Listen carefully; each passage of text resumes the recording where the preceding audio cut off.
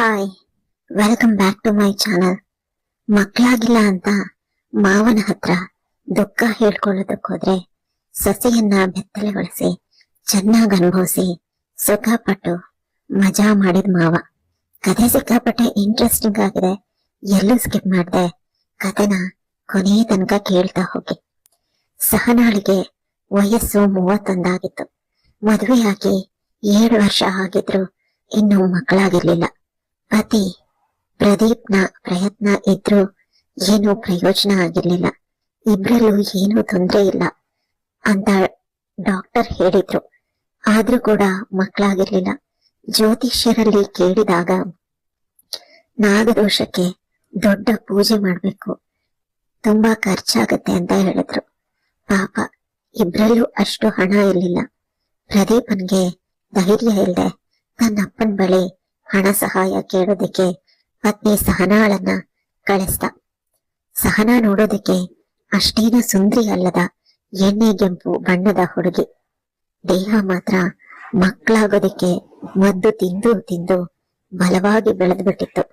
ಇಬ್ಬರಿಗೂ ದೈಹಿಕ ಸುಖ ಇದ್ರೂ ಮಕ್ಕಳಾಗಲ್ಲವೆಂಬ ಕೊರಗು.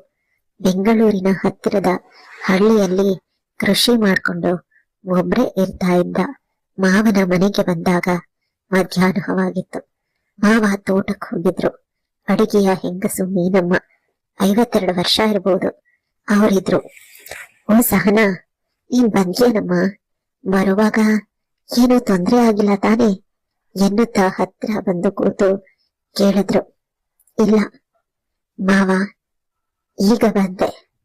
ಇಲ್ಲಿ ಮೀನಮ್ಮ ತಂಪಾಗಿ ಶರ್ಬತ್ ಕೊಟ್ರು. ಈಗ ಇಲ್ಲಿ ಕೂತಿದ್ದೀನಿ. ಮಾವನ ಕಾಲಿಗೆ ನಮಸ್ಕಾರ ಮಾಡ್ತಾ ಅಂದ್ಲು ಸಹನಾ. ವಯಸ್ಸು 60 ಹತ್ರ ಆದ್ರೂ ಮಾವ ರಾಜಾರಾಯರು ಕಟ್ಟುಮಸ್ತಾದ ಆಳು. ಪತ್ನಿ ಹೋದ್ಮೇಲೆ ಒಬ್ರೇ ಹಳ್ಳಿಯಲ್ಲಿ ಜೀವಿಸ್ತಾ ಇದ್ರು.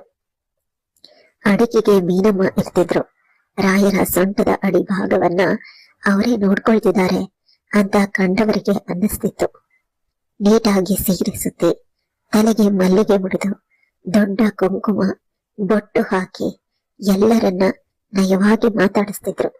ರಾಯರಿಗೆ ತಾವು ಸೇವೆ ಮಾಡೋದಲ್ಲದೆ ಹಣದ ಅಗತ್ಯ ಇರೋ ಕಷ್ಟದಲ್ಲಿರೋ ಹೆಣ್ಣುಗಳನ್ನ ಕರೆದುಕೊಂಡು ಬಂದು ಸಹಾಯ ಮಾಡ್ತಿದ್ರು. ಅವರಿಂದ ಸೇವೆಯನ್ನೂ ಮಾಡಿಸ್ತಿದ್ರು. ಯಾಕಂದ್ರೆ ಮೀನಮ್ಮ ಅವರಿಗೆ ಹೆಣ್ಣಿನೊಂದಿಗೂ ಗಂಡಿನೊಂದಿಗೂ ಸರಿ ಸಮಾನರಾಗಿ ಮಾಡುವ ಹೆಣ್ಣು. ಮಧ್ಯಾಹ್ನದ ಊಟ ಮಾಡಿ ಸೋಫಾದಲ್ಲಿ ಕೂತಿದ್ರು. ಸಹನಾ ತಾನು ಬಂದ ಉದ್ದೇಶ, ಹಣದ ಅಗತ್ಯ ಎಲ್ಲ ವಿವರಿಸಿ ಹೇಳಿದ್ಲು. ಈ ರೀತಿ ಅವಳು ವಿವರಿಸಿ ಹೇಳುವಾಗ ರಾಯರು ತಮ್ಮ ಸೊಸೆಯನ್ನೇ ದಿಟ್ಟಿಸಿ ಅವಳ ದೇಹದ ಇಂಚಿಂಚು ಭಾಗವನ್ನ ತಮ್ಮ ಕಣ್ಣಿನಲ್ಲಿ ಅಳತೆ ಮಾಡ್ತಿದ್ರು. ಸಹನಾಳಿಗೆ ಮಾವನ ದೃಷ್ಟಿ ಎಲ್ಲಿಗೆ ಹೋಗ್ತಾ ಇದೆ ಕಾಣುವಾಗ ಮುಜುಗರ ಆಗ್ತಿತ್ತು. ಅಡಿಗೆ ಮನೆ ಬಾಗಿಲಿನಿಂದ ಮೀನಮ್ಮ ರಾಯರು ಮತ್ತು ಸೊಸೆಯನ್ನ ನೋಡ್ತಾ ಇದ್ರು. ನಾಗದೋಷ, ಏನೋ ನನಗ್ ಗೊತ್ತಿಲ್ಲಮ್ಮ. ಅದಕ್ಕೂ ಮಕ್ಕಳಾಗದೆ ಇರೋದಕ್ಕೂ ಏನ್ ಸಂಬಂಧ? ಈ ಜ್ಯೋತಿಷಿಗಳೆಲ್ಲ ಹಣ ಮಾಡೋ ಪ್ಲಾನ್ ಅಷ್ಟೆ ನೋಡು. ಅದಕ್ಕೆ ಅಷ್ಟು ಬೇಕು, ಇಷ್ಟ ಹಣ ಬೇಕು ಅಂತ ಹೇಳಿ ಮಾಡಿಸ್ಕೊಳ್ತಾರೆ.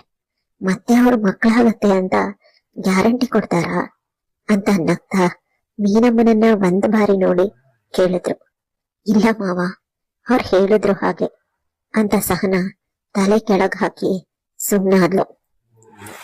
ಬಲಿತ ದೇಹದ ಸೊಸೆ ತನ್ಮುಂದೆ ಕೂತಿರುವಾಗ ರಾಯರು ಬಿಡ್ತಾರಿಯೇ?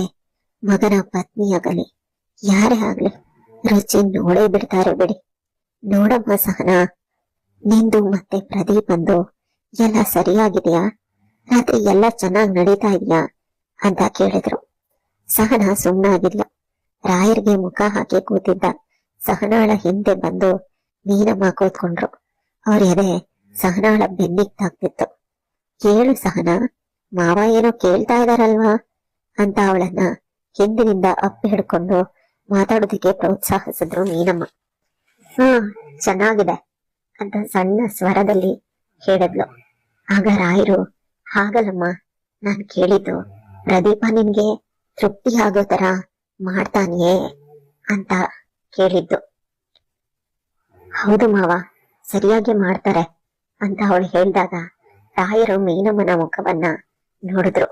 ಆಗ ಮೀನಮ್ಮ ಕಣ್ಣಲ್ಲೇ ಸನ್ನೆ ಮಾಡ್ತಾ, ಅಯ್ಯೋ ರಾಯರೇ, ನೀವು ಈ ರೀತಿ ಕೇಳಿದ್ರೆ ಪಾಪ ಚಿಕ್ಕ ಹುಡುಗಿಗೆ ಹೆಂಗ ಅರ್ಥ ಆಗ್ಬೇಕು ಹೇಳಿ? ನೋಡಮ್ಮ, ನಿಮ್ ಮಾವ ಕೇಳ್ತಾ ಇರೋದು ನಿನಗೆ ಖಂಡಿತ ಅರ್ಥ ಆಗೋದಿಲ್ಲ.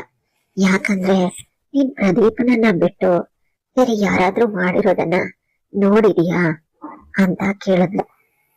ಆಗ ಸಹನ, ನಂಗೆ ಈ ರೀತಿ ತನ್ನ ಮಾವನ್ ಮುಂದೆ ಕೂತು ಮಾತಾಡ್ತಾ ಇರೋದು ಮುಜುಗರ ಅನ್ನಿಸ್ತಿತ್ತು.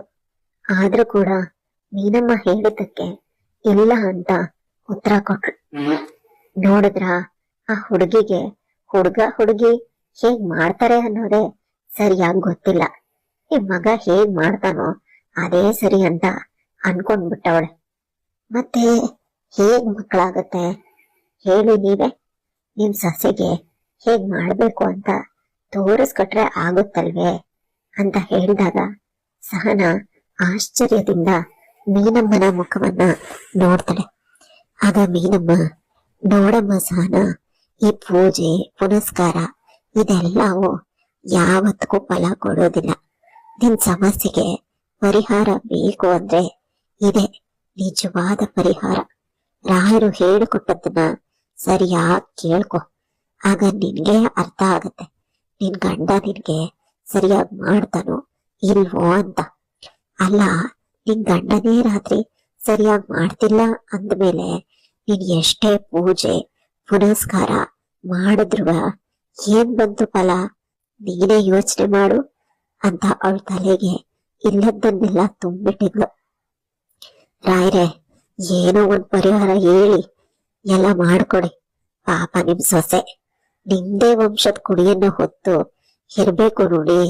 ಈ ಮಗನ್ಗೆ ಆಗಿಲ್ಲ ಅಂದ್ರೆ ಅಂತ ಮೀನಮ್ಮ ಕಿಸಕ್ಕನೆ ನಕ್ಕಳು.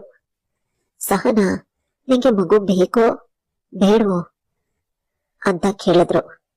ನೋಡು ಪ್ರದೀಪನಿಂದ ಅದು ಆಗಲ್ಲ. ಮಗು ನಮ್ಮ ವಂಶಕ್ಕೆ ನಮ್ಮಿಂದಲೇ ಬೇಕು. ಹೊರಗಡೆ ಹೋಗೋದು ಸರಿ ಅನ್ಸುತ್ತೆ ನಿನ್ಗೆ ಅಂತ ಕೇಳಿದ್ರು.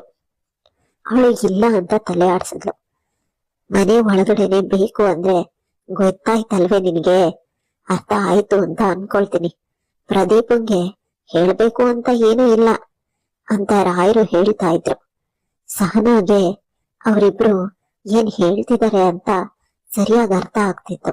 ಆದ್ರೆ ಎಲ್ಲೋ ಒಂದ್ ಕಡೆ ಮನ್ಸಲ್ಲಿ ತನ್ ಗಂಡಂಗ್ ಮೋಸ ಮಾಡ್ತಿದ್ವಿ ಅಂತ ನೋವಾಗ್ತಿತ್ತು.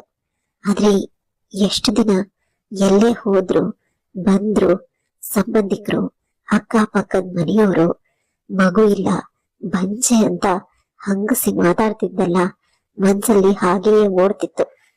ಅದು ಗಟ್ಟಿ ನಿರ್ಧಾರ ಮಾಡ್ಲೇಬೇಕಾಯ್ತು. ಮಾವನ ಮುಖವನ್ನ ನೋಡ್ತಾ ಸರಿ ಮಾವ ಅಂತ ಒಪ್ಕೊಂಡ್ಬಿಟ್ಲು. ಅವಳನ್ನ ತಮ್ಮ ತೋಳಿನಲ್ಲಿ ಎತ್ಕೊಂಡು ರೂಮಿಗೆ ನಡೆದ್ರು. ಅವರಿಬ್ಬರ ಹಿಂದೆನೆ ಮೀನಮ್ಮ ಕೂಡ ನಡೆದ್ಲು.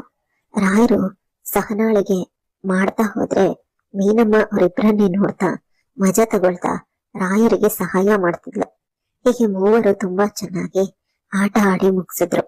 ಅದಾದ್ಮೇಲೆ ಸಹನ ಪ್ರದೀಪನ್ ಕಾಲ್ ಮಾಡಿ, ರೀ ಮಾವ ಊರ್ನಲ್ಲಿ ನಾಟಿ ಔಷಧಿನ ಕೊಡಿಸ್ತಾರಂತೆ, ನಾನ್ ಸ್ವಲ್ಪ ದಿನ ಇಲ್ಲೇ ಇದ್ದು ಅದನ್ನ ತಗೊಳ್ತೀನಿ, ನೋಡೋಣ ಇದಾಗಿಲ್ಲ ಅಂದ್ರೆ ಮಾವ ಪೂಜೆಗೆ ವ್ಯವಸ್ಥೆ ಮಾಡಿಸ್ತೀನಿ ಅಂತ ಹೇಳಿದ್ದಾರೆ ಅಂತ ಹೇಳಿದಾಗ ಪ್ರದೀಪ ಒಪ್ಕೊಂಡ. ಅದಾದ್ಮೇಲೆ 1 ತಿಂಗಳು ಇವರು ತಮ್ಮ ಸೊಸೆಗೆ ಚೆನ್ನಾಗಿ ಮಾಡಿ ಮುಗಿಸಿದ್ರು. ಅದಾದ್ಮೇಲೆ ಸಹನ ಪ್ರದೀಪನ ಹತ್ರ ಹಿಂತಿರುಗಿದ್ಲು. ಅವಳ ಗಂಡನ ಮನೆಗೆ ಹೋಗಿ 2 ತಿಂಗಳು ಕಳೆಯೋ ಹೊತ್ತಿಗೆ ಶುಭ ಸಮಾಚಾರ ತಿಳಿದೇ ಹೋಯ್ತು. ಪ್ರದೀಪನ್ ಸಂತೋಷಕ್ಕೆ ಪಾರವೇ ಇರ್ಲಿಲ್ಲ. ನಾಟಿ ಔಷಧಿ ಕೆಲ್ಸ ಮಾಡಿದೆ ಅಂತ ತನ್ನ ಹೆಂಡತಿಗೆ ಹೇಳ್ತಾ ಖುಷಿ ಪಡ್ತಿದ್ದ. ಆದ್ರೆ ಸಹನಾಳಿಗೆ ಗೊತ್ತಿತ್ತು ಯಾವ ನಾಟಿ ಔಷಧಿ ಕೆಲ್ಸ ಮಾಡಿದೆ ಅಂತ.